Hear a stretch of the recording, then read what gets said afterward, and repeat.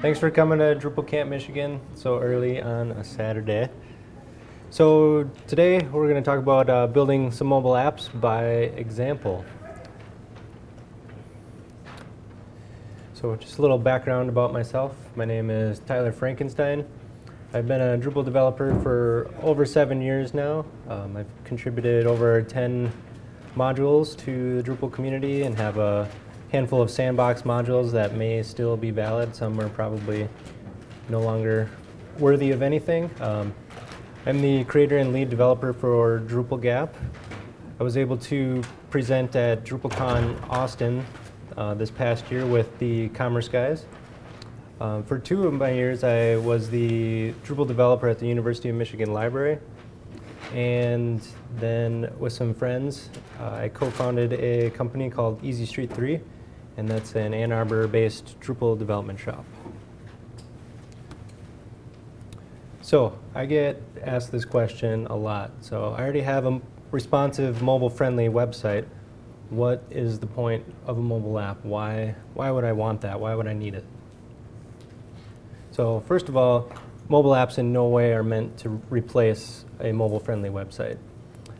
Mobile apps, as we all know, is something that we install on our phone. If we download it from Google Play or from, was it iTunes, Apple Store? Sorry, I don't know what it's actually called, but yep. So we can download stuff from there, and it's a whole nother ecosystem of users that we can work with. There's probably at least 1 billion people now downloading apps. So it's a whole other world that we can expose our Drupal websites to.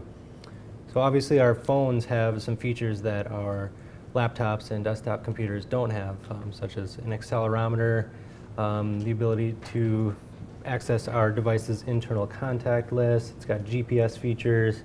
We can go offline and have offline storage, push notifications like text messages or things like that. We also have a compass. So a lot of good features are available on our phones that aren't on our laptops and desktops. So these extra features can be used to do some pretty cool stuff. So today we're going to do 2 example mobile apps. The first one will be to geotag a photo and upload it. And that means essentially take a picture, grab our current latitude and longitude, and push that up to a Drupal site. And the second one will be kind of like a store locator, where we'll put some locations in our Drupal database with some address information, and then we'll have our app ask, "Hey Drupal, what's nearby to me, and how far away is it?" So, some of the tools involved in doing this, obviously Drupal, and the other 2 are PhoneGap and jQuery Mobile. So why Drupal? Don't have to explain that to many people here, but obviously it is wonderful for managing our users, our content, and our files. So why PhoneGap? So PhoneGap lets us utilize technologies that are familiar to us web developers, like HTML, CSS, and JavaScript. And what PhoneGap does is takes HTML, JavaScript, and CSS, which is essentially just a website. PhoneGap will take that and it will compile it into an Android app or an iOS app for us. So we get to write one set of code and then deploy across multiple platforms. Now PhoneGap also supports tons of other platforms like the Windows Phone, BlackBerry. I think it's now even, the Amazon Fire. Yeah, we can even put apps on TVs now and stuff. So stuff is moving really quickly, but luckily there's some helpful tools out there to help us take advantage of some of these new platforms. So with PhoneGap, what that means is if we know HTML, CSS, and JavaScript, then we can build a mobile app. So as you can see here, we could take this very, very simple web page, you know, just a header tag, a few links with some buttons, a little hello world paragraph, and maybe a footer. And we can actually take that, PhoneGap will compile it for us and spit out the crappiest mobile application in history. I mean, it looks terrible, but it's pretty impressive. Thanks, Mike. It's not the crappiest. All right, that feels better. But luckily, jQuery Mobile exists. So why jQuery Mobile? jQuery Mobile essentially takes simple HTML. We apply some of their markup to it, and it transforms that into a nice mobile-looking interface. So here's that exact same page in jQuery Mobile. You can see essentially we're just wrapping things in divs, and jQuery Mobile operates with an attribute called the data role. They have different types of them, like a page, a header, a navigation bar, the content area, and the footer. So if we apply or wrap those things around simple HTML elements and have our jQuery Mobile included up in the head, that will make our mobile app look much, much better. So that's wonderful and all, but you know, you may remember back in '95 when we started building websites. You know, at first, I'm sure a lot of people, maybe before you found out about Drupal, we were typing by hand. And you know, when you wanted a new page with that same menu on the top, I mean, I was definitely guilty of this in the past. You know, just copy that whole frickin' page, paste it over, and then just change the content area. And sure, that'll get you going, but we all find out that quickly that becomes unmaintainable. And that's probably how we started finding out about tools like Drupal to make our lives easier. So how are we going to handle multiple pages in our app? So we're definitely not going to copy and paste. And that's when I started building mobile apps a few years ago. That's the second I did that is the second I stopped and said, wait a minute, this is ridiculous. There has to be a better way. And so this was now over 3 years ago. And at that time, I was no longer a stubborn programmer, and I actually researched to see if there was something out there to do this. And at the time, I didn't find anything. So that's where I got the idea for DrupalCamp. And so DrupalCamp is an open source application development kit for Drupal websites. So essentially, it's the middle person between Drupal and Android, iOS, and all the other platforms that we talked about.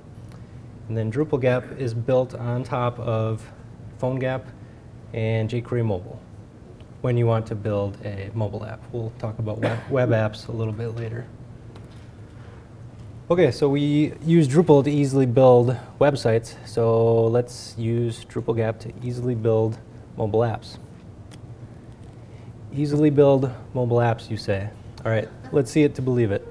Instead of going through a really boring blog post that outlines step-by-step how to do this, you know, if you want to check it out and follow along or do it some other time, here's in painful detail at that URL there. You can follow along.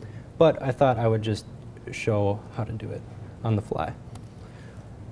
Okay, we'll fire up a browser here, and I've got a test site that hopefully works. All right, excellent. So here's a Drupal 7 website out of the box. Let's get started.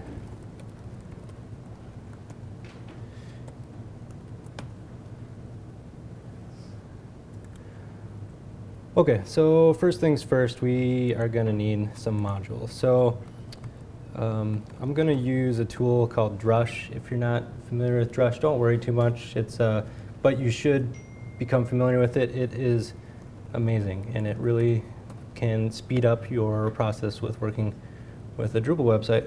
For example, I want to download and enable a bunch of modules right now. So I'm going to go ahead and use Drush to download views, ctools, services, views, data source, libraries, DrupalCamp, and admin menu.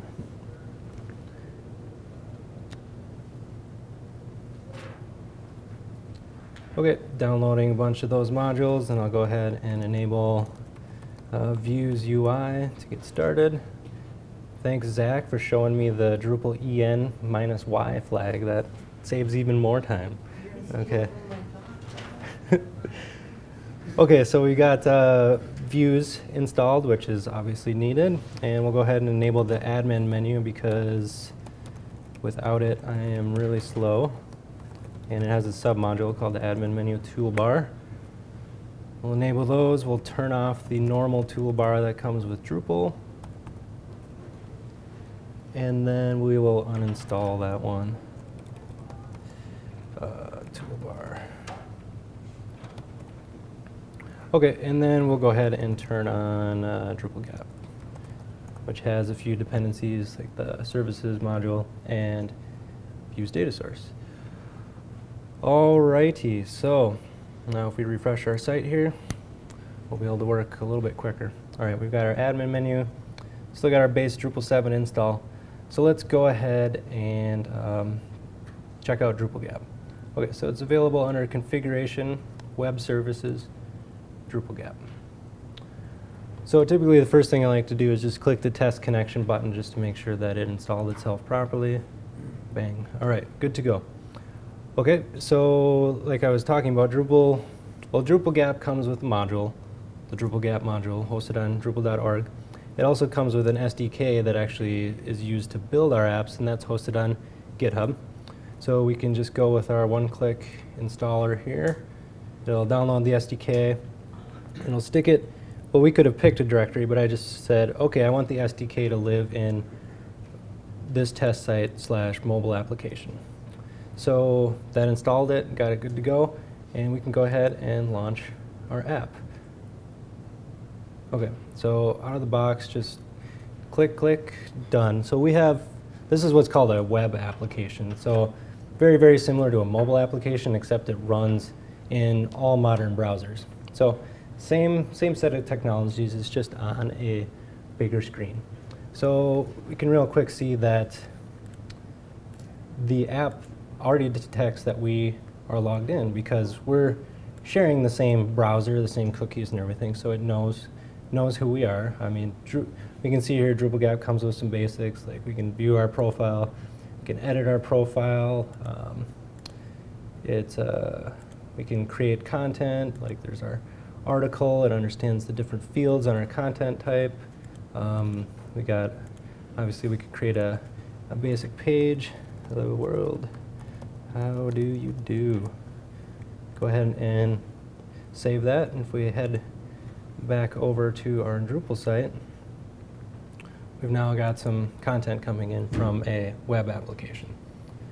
So, but today we're not here to talk about web applications, we're here to talk about mobile applications.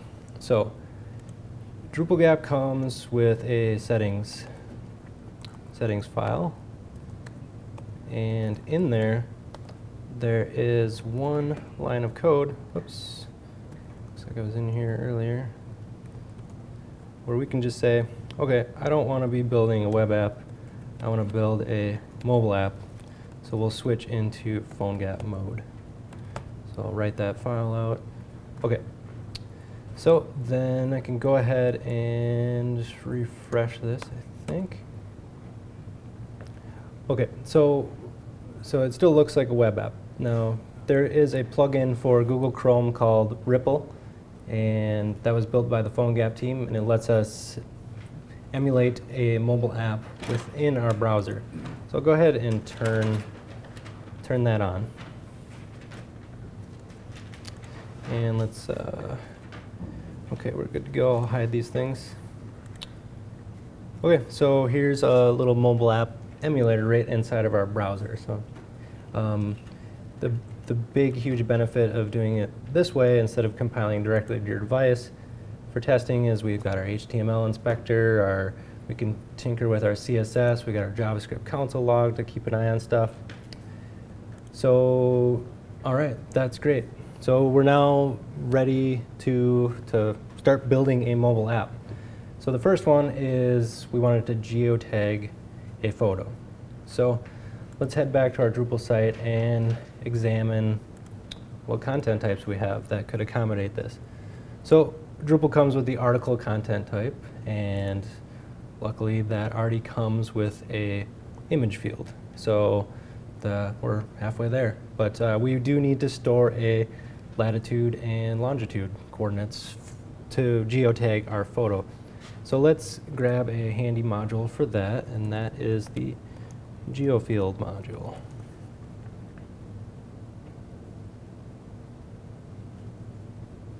Okay, so then if we refresh this page here, we now can add a new field.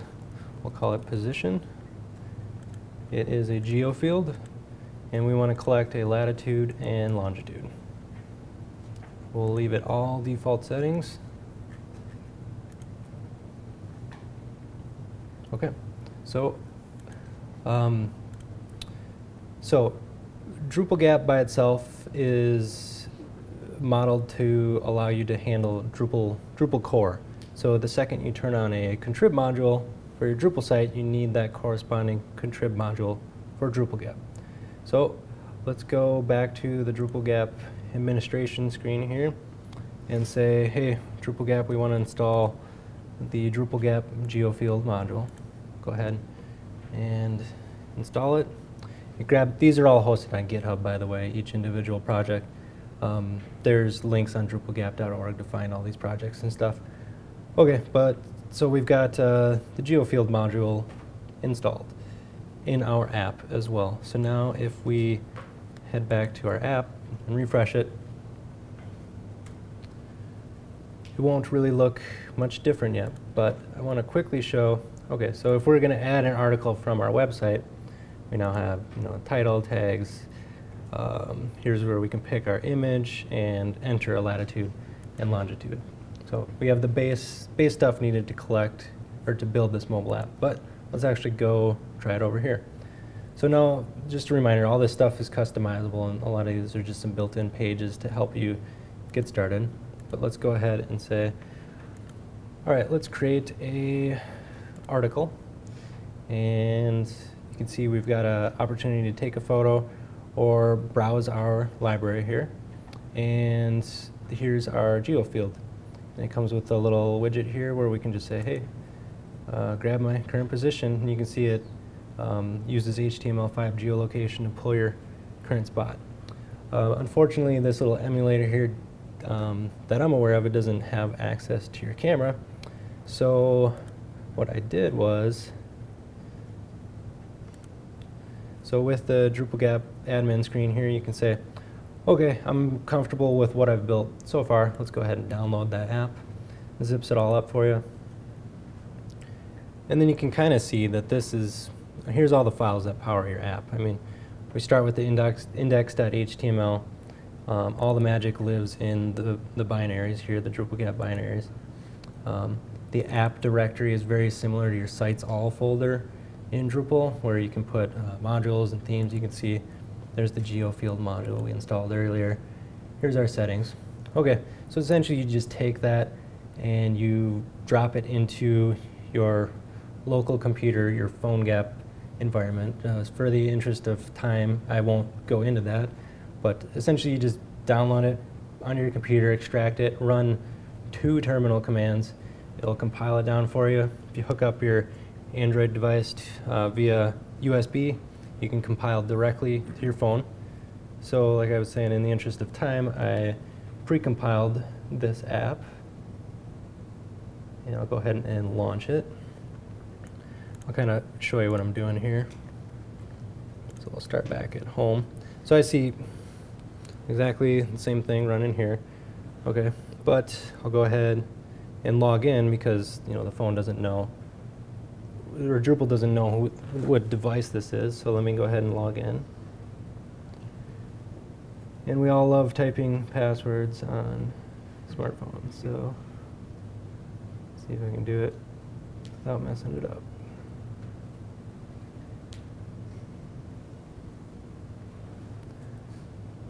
Okay, so I'm now logged in.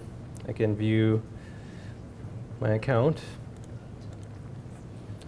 Good to go, good to go. Okay, so I'll finally say, all right, let's add some content. I'm just kind of mirroring what I'm doing here. And then I'll say I want to create an article.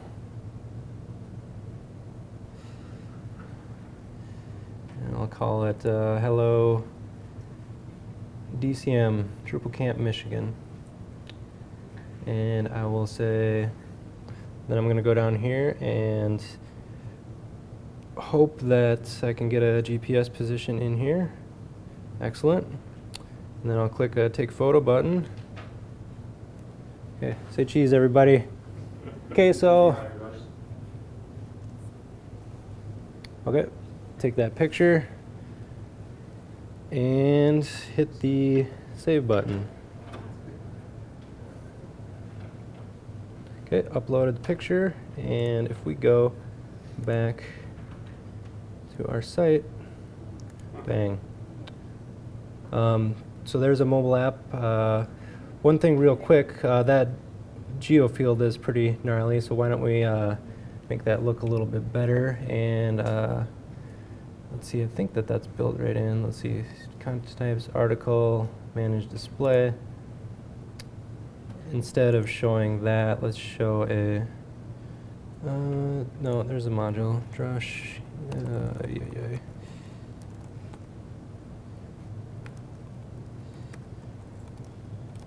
I believe it's called Geofield Map. I should remember this. I'm presenting on it. Okay. Okay, so if we refresh this page, then we can say, all right, when you show me the position, let's show it as a Google map. Let's reorganize these a little. Let's just put the image up at the top. Let's hide the labels. Okay, so now, there we go. Mobile app geotagged our spot right here in Dearborn. And there's a mobile app that geotags a photo without writing a single line of code. So pretty cool. So let's head back to the mobile app now here. So if we go, let's refresh the app.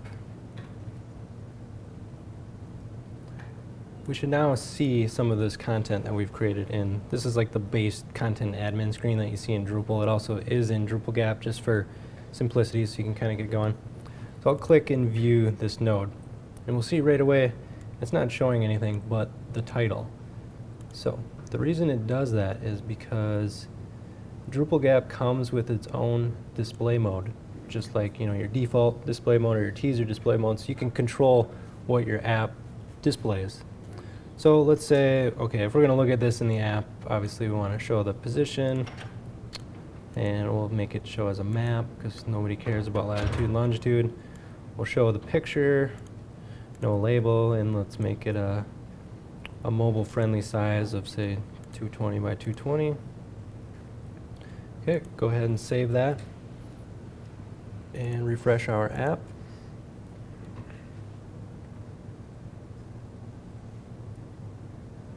Okay, and we check out that piece of content. Oh no, what happened? Oh, that's concerning.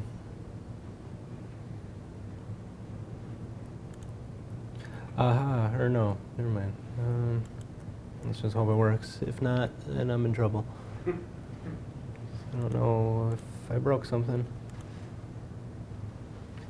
Oh, there it is. Oh, okay. Now I know why. We need to include the Google Maps JavaScript in our mobile app. So let's, oops, head into the mobile app directory. And let's open up the index.html file. DrupalCamp Google Map.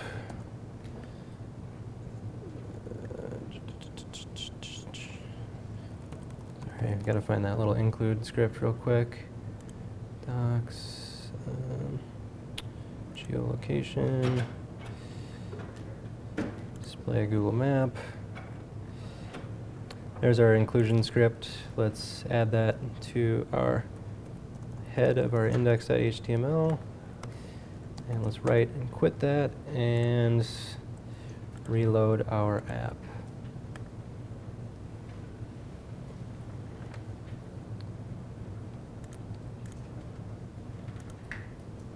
Okay, there we go. Feeling much better now.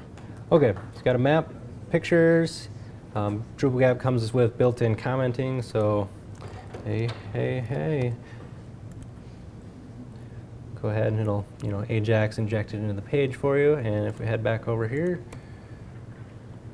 we've got some comments. So as you can see, it's taking a tremendous amount of the work that we would normally have to do out of it, and is utilizing a lot of Drupal features and concepts so we can quickly deploy some apps.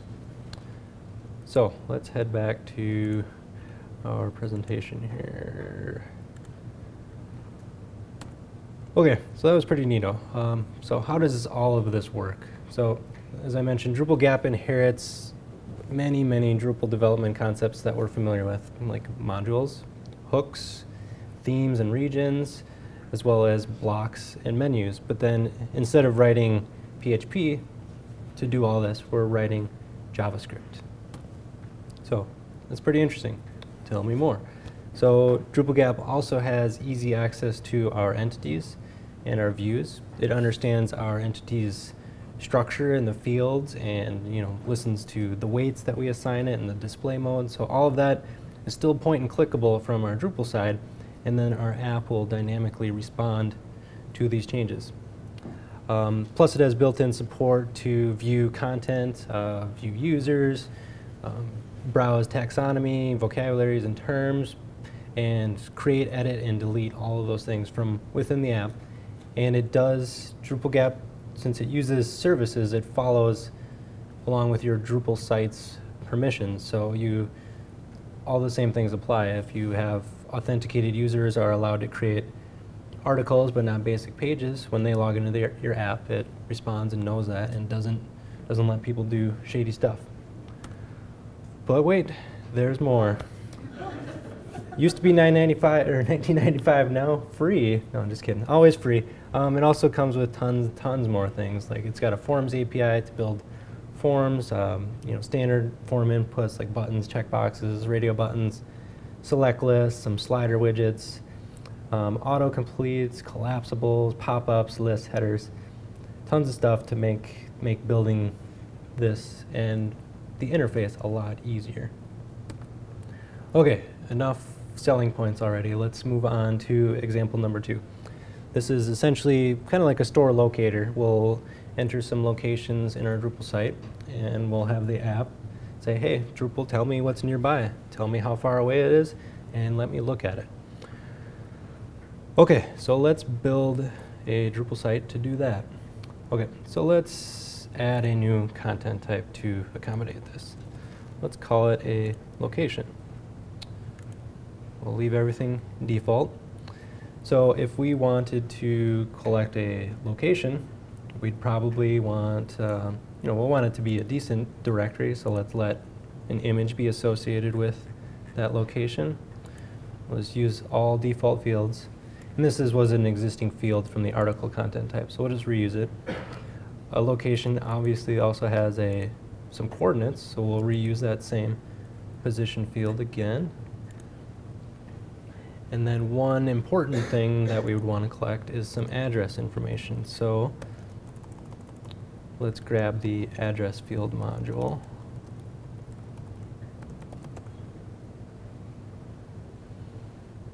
Okay, downloaded and enabled. Whoops, wrong browser.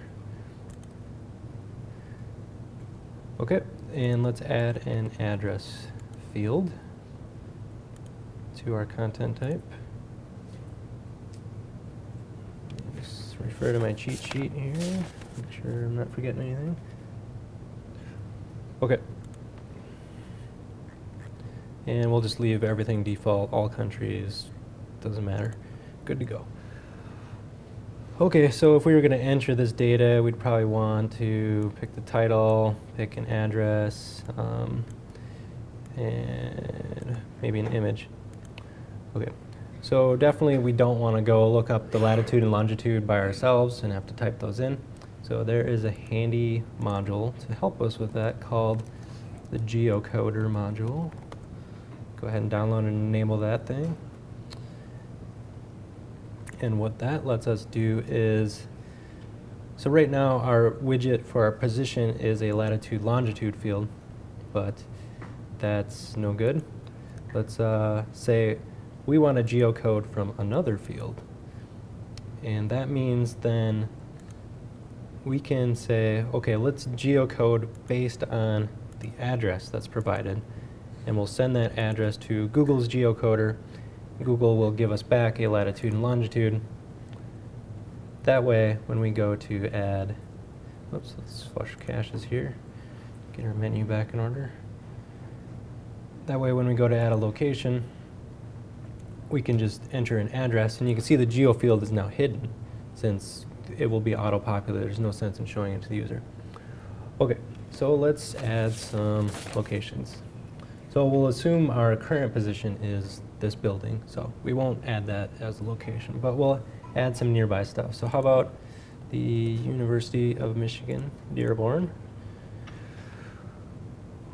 with that, and that's in the US. Okay, that is at 4901 Evergreen in Dearborn. Whoops. Michigan, and that's 48128. Okay, there's one location. Let's add another one. How about the Henry Ford Museum? Put a picture with it. It's in the US. Okay, and that's located at 2090 Oakwood. That's in Dearborn, Michigan, and that's at 48124. Okay, we'll add another location. This is the most boring step, I promise. Let's get the movie theater across the street. Get a picture for it. United States. Okay, that is located in the Fairlane Town Center. That's 1890. It's in Dearborn, Michigan, and 48126. Okay, 2 to go, almost done.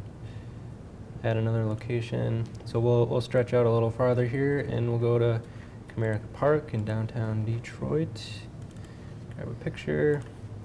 Also in the States. Okay, and that's at 2100 Woodward. That's in Detroit, Michigan, and 48201. Okay, and one more, and then this part's over. And we'll use also Ford Field. Okay, it's located in the US. And there in Detroit, Michigan, and 48226. Okay, fantastic.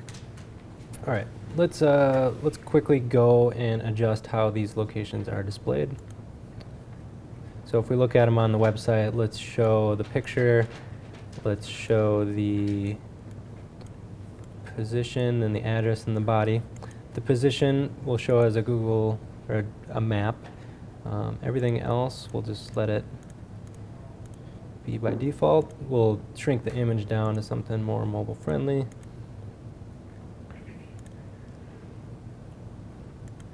Okay, so now we should see, here's all our locations. If we click on them, great, we see a picture, we see a map, and we see the address. Fantastic.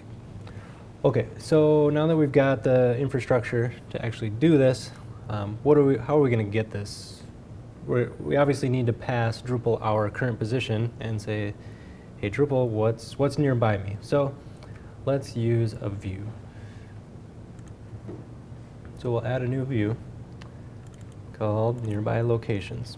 And we want to show content of type location.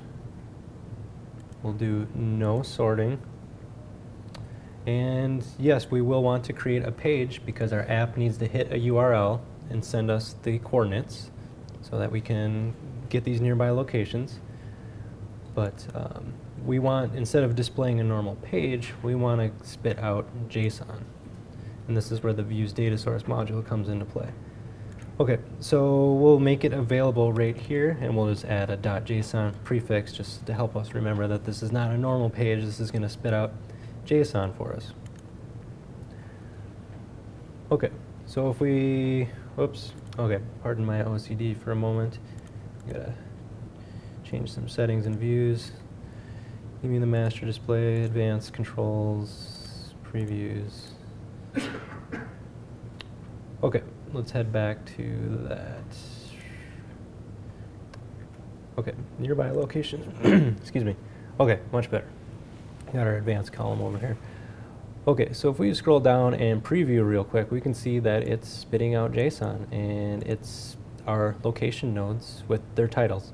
So that's good info, but we definitely need a lot more in the app to be able to understand it.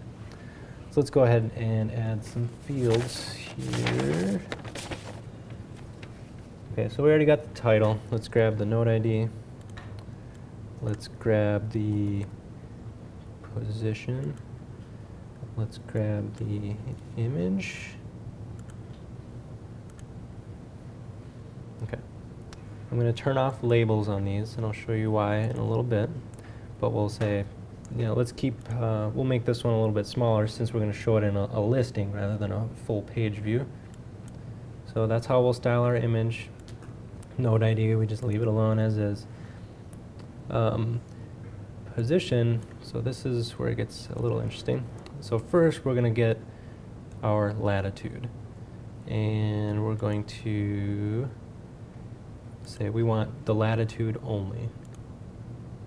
Okay, so if we scroll down here now, we can see we've got more data in our JSON. Like, here's our node ID, here's our latitude, and here's that image field with, you know, the source and the alt and title if there was one, but we don't have that.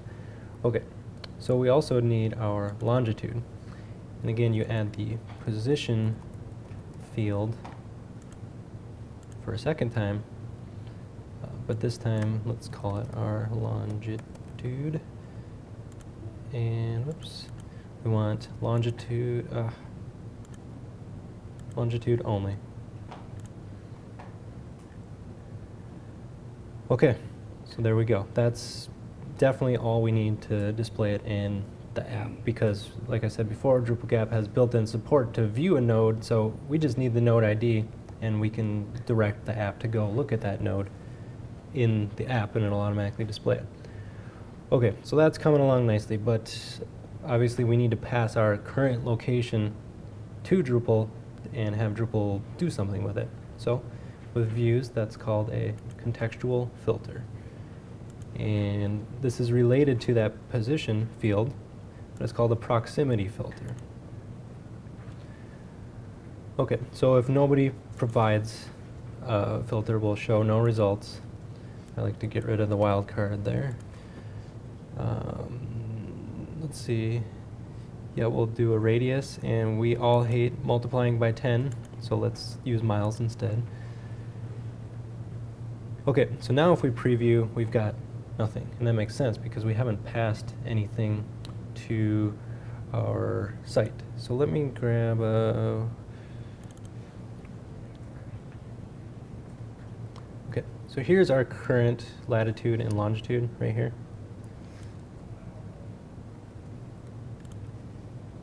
So there's our latitude, comma, longitude, followed by an underscore 25. And this underscore 25 means within 25 units of the distance we specified. So right now, this, if we preview this, this will give us everything within 25 miles of this current position. We send that along to views, and it gives us everything. So, I mean, everything's within 25 miles of here, but let's shrink it down to what's inside 5 miles of here. And you can see that it's just U of M Dearborn, the Henry Ford Museum, and the movie theater across the street. Okay, so we can now pass our location and get nearby stuff, but I mean, every store locator in the world doesn't give you randomly sorted results, so we want to get stuff closest by. So we will sort by proximity. And we're going to say that we need to grab it from the contextual filter. And now if we sort ascending, we can't see it yet, but it is sorting properly. One more field for us would be to tell us actually how far away it is. And again, that's the proximity field. And we'll turn off the label. We'll round it to just 1 decimal point. And we'll use the contextual filter as our origin. And again, go America, go miles. Okay, so now if we scroll and view our results, we can see that U of M Dearborn is 0.1 miles away. The movie theater is about a half a mile away. Henry Ford Museum about a mile and a half. Okay, so there is a view needed to power this whole feature. So now we need to build the app that's going to get our current position and send that along. Okay, so let's real quick go. Sorry, I see I'm running a little late on time here, so I'll speed things up. Okay, so what I've done is, where is it? Okay, as I mentioned earlier, in DrupalCamp we can create modules. So I'll head into my mobile application directory, and then the app folder. Like I mentioned earlier, this is kind of like the sites all folder in Drupal. So I'll head into modules, and I'll make a new directory called custom, head into there, and then make a new directory called my module. And then just like in Drupal, make a file with the exact same name, but instead of .module, we're doing .js. Okay. Luckily, I have all of this ready to go. I'll paste it, write it, quit it. And then we just need to tell DrupalCamp that, hey, we have a module that you'd like to turn on. So in our settings file, there's a section where you can turn on contributed modules. You can see geofield from earlier. I'll go ahead and say, okay, turn on my custom module. And one more thing, I'll cover this in just a moment. So I made a page in that module, and its path is called map. I'll show you all this in just a moment. Okay, so if we reload our app, okay, so here's the page that I created, and I'll show you how this is actually built in just a moment. But essentially we have a button, and we show a map with our current position, where it uses HTML5 geolocation to detect our current spot, put it on a map, and you can't see it, but underneath the map there's an empty list waiting for us to put the results in. So if all goes well, I should be able to click this button. It'll send our position to Drupal, and Drupal will give us back that JSON. We parse that JSON and put dots on the map as well as print out a list. So let's see if it works. Excellent. Okay, so there's some nearby spots, and if we zoom out a little bit, we can see there's the stuff in downtown Detroit. And if we go down here, here's our little listing of how far away it is, what's the node title, the picture, and like I said, node pages are built in. So if we click on these, it will show the location. But as you can see, we're again in that spot where there's only the title showing up. So if we head back to our Drupal site and say we want to change the display for DrupalCamp, let's show the picture in the app at a mobile-friendly size. Let's show the address, and let's show the position, put the position as a map. Okay, and then if you'll recall, we installed the address field module in our Drupal site, so let's install that in our app as well. Done. Okay, and refresh the app. Okay, let's try that again. Get our nearby locations, click on one of them. There's the movie theater, picture, map, address field, commenting. Ready to rock. Okay, so let's look at actually how we built that. Okay, So as I mentioned, DrupalCamp utilizes many of the same concepts we use in Drupal. So there's hooks to get started, and hook menu is probably the very first hook that we all learn. It's a way to say that we want to build a page in the app, and this is essentially the URL path that the page lives at in your app. You remember I set the front page to map earlier. So if someone navigates to the page map in the app, it says, okay, I'm going to call the page callback, and that function will be in charge of building the page. And then when we actually show the page to the user, let's call this function, because mobile first, we want it to be user-friendly, and they want to see the page and then do any calls up to the server, so they're not stuck waiting on a server that may not respond for some reason. Okay, so here's our page callback, and just like Drupal, this has a render array system where you can kind of bundle up these widgets and spit them out. So you can see I made a nearby locations button with some attributes, handle the click. Here's where I build the map, stick it on the page, and then here's where I build an empty list of results.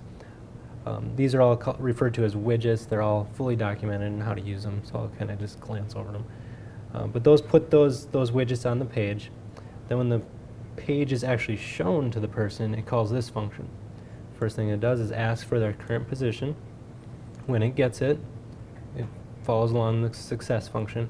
Kind of set aside our latitude and longitude, build a Google Maps latitude and longitude object, kind of build up the map's options and say, hey, we want to initialize the map and put our current position on the map and center it and all that good stuff, and add our marker for our current position. Okay, so then when they load up the map, it grabs our current position, puts it on the map, and then it's just sitting and waiting for them to click that Find Nearest Locations button. And here's the click handler for that. Essentially, we're just going to say, 25 miles. Within a range of 25 miles, we're going to call, there's that page that we created in our Drupal in our view. We'll pass along our latitude, separated in longitude, separated by a comma with the underscore and range. Okay, so here's a built-in function in DrupalCamp that you can just pass the path to the view. It'll round up all that JSON for you and start processing it. So then you can see, okay, when we get back our data, let's iterate over each result and pull out the object, build an image for it, build the string to say how far away it is, build a very basic description with the title and the distance, and then kind of encapsulate all those into a single link. Just like Drupal, it has an L function where you can say, okay, I want to build a link, and I want to navigate to node/node ID. They click on that, and they'll go to that node page. And then essentially we add that entire link to the items list, put the marker on the map for the location, and then finally refresh the result. So a little bit more complex of an example, but with widgets and just good code commenting, we can see what's going on here. So with that being said, pretty cool. So if you're interested in getting started with any of these technologies, the DrupalCamp modules on DrupalCamp.org, the SDK is on GitHub, and then, or Drupal.org is where the project is. And then there's DrupalCamp.org, which has all the documentation and everything on how to get started. So if there's any questions or comments, I'd be happy to field them. Yes? Can you speak a little bit to how blocks being work with the mobile app? Yes, just like Drupal, you can use hook block info and hook block view to make custom blocks in DrupalCamp. And then in your settings.js file, you have essentially your blocks or your regions for your theme, and then you drop those blocks into a region, just like you do in Drupal. There's no fancy interface for this yet. This is kind of my vision for DrupalCamp 2.0, is to point and click your way through a lot of this stuff. But for now, it all lives in the settings.js file. We have time for just one more short question. Oh. Okay. Yeah, if anybody has any questions afterwards, just definitely come talk to me. I'll be happy to chat. I was curious in terms of publishing. I mean, I know on the Android side, Google Play will take anything. Yes. No problems. on the iOS side, of course, Apple's very, walled garden and all that. Are there any issues in terms of, format or design or such that you? I have yet to have an app rejected by Apple. Just utilizing jQuery mobile seems to satisfy their needs for making it look pretty. And then as long as your app has at least some functionality that's not just trying to replicate a mobile website, then they'll be okay with that. Usually pretty good. Yep. Okay. Yeah, like I said, if anybody else has any questions, just definitely come chat with me. I'd be happy to talk about it. Thanks for coming, everybody. Thank you.